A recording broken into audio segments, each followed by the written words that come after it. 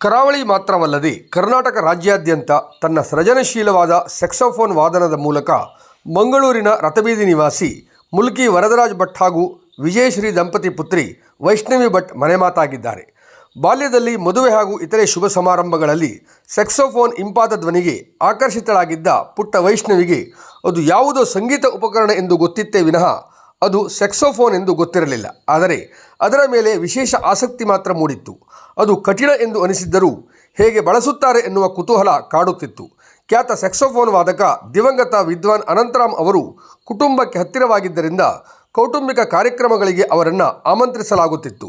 ಮೊಮ್ಮಗಳಿಗೆ ಸೆಕ್ಸೋಫೋನ್ ಆಸಕ್ತಿಯನ್ನು ಕಂಡ ವೈಷ್ಣವಿಯ ಅಜ್ಜ ದಿವಂಗತ ಅನಂತರಾಮ್ ಅವರ ಪುತ್ರ ಹರೀಶ್ ಅವರಿಂದ 2015ರಲ್ಲಿ ಸೆಕ್ಸೋಫೋನ್ ಕಲಿಯಲು ಅವಕಾಶ ಮಾಡಿಕೊಟ್ಟರು. ಅಲ್ಲಿಂದ ವೈಷ್ಣವಿ ಸೆಕ್ಸೋಫೋನ್ ಚೈತ್ರಯಾತ್ರೆ ಶುಭಾರಂಭಗೊಂಡಿತು. ಕಲೆಯನ್ನು ಆರಾಧಿಸುವ ಕುಟುಂಬವಾಗಿದ್ದರಿಂದ ವೈಷ್ಣವಿಗೆ 3 ವರ್ಷ ಇರುವಾಗಲೇ ತಾಯಿ ಭರತನಾಟ್ಯ ತರಗತಿಗೆ ಕಳುಹಿಸಿದ್ದರು. ಅದು ಅಲ್ಲದೆ ಸೆಕ್ಸೋಫೋನ್ ಕಲಿಕೆಯಲ್ಲಿಯೂ ಸಂಪೂರ್ಣ ಸಹಕಾರ ನೀಡಿದರು.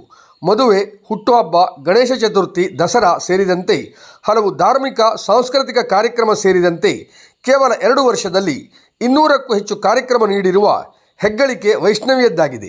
ವೈಷ್ಣವಿ ಭಟ್ ಸೆಕ್ಸೋಫೋನ್ ಹೆಸರಿನಲ್ಲಿ ಯೂಟ್ಯೂಬ್ ಚಾನೆಲ್ ಕೂಡ ತೆರೆಯಲಾಗಿದ್ದು ಸಾಮಾಜಿಕ ಜಾಲತಾಣದ ಮೂಲಕ ಅತಿ ಹೆಚ್ಚು ಜನರನ್ನು ತಲುಪಲು ಸಾಧ್ಯವಾಗಿದೆ. ಲೆಕ್ಕ ಪರಿಶೋಧಕರಲ್ಲಿ ಆರ್ಟಿಕಲ್ ಆಗಿ ಕಾರ್ಯನಿರ್ವಹಿಸುತ್ತಿದ್ದರೂ ವೈಷ್ಣವಿ ಕನಿಷ್ಠ 2 ಗಂಟೆಗಳ ಕಾಲ ಸೆಕ್ಸೋಫೋನ್ ಅಭ್ಯಾಸ ಮಾಡುತ್ತಾಳೆ.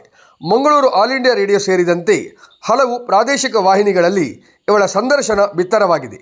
ಬಾಲ್ಯದಿಂದಲೂ ನೃತ್ಯ, ಸಂಗೀತ, ಚಿತ್ರಕಲೆಯಲ್ಲಿ ವಿಶೇಷ ಆಸಕ್ತಿಯನ್ನು ಹೊಂದಿರುವ ವೈಷ್ಣವಿ ತನ್ನ ವೃತ್ತಿಯ ಜೊತೆ ಸೆಕ್ಸೋಫೋನ್ ನುಡಿಸುವ ಪ್ರವೃತ್ತಿಯನ್ನು ದೇವರೆಂದು ಪೂಜಿಸುವುದರಿಂದ ಇಂದು ರಾಜ್ಯಾದ್ಯಂತ ಮನೆಮಾತಾಗಿದ್ದಾಳೆ.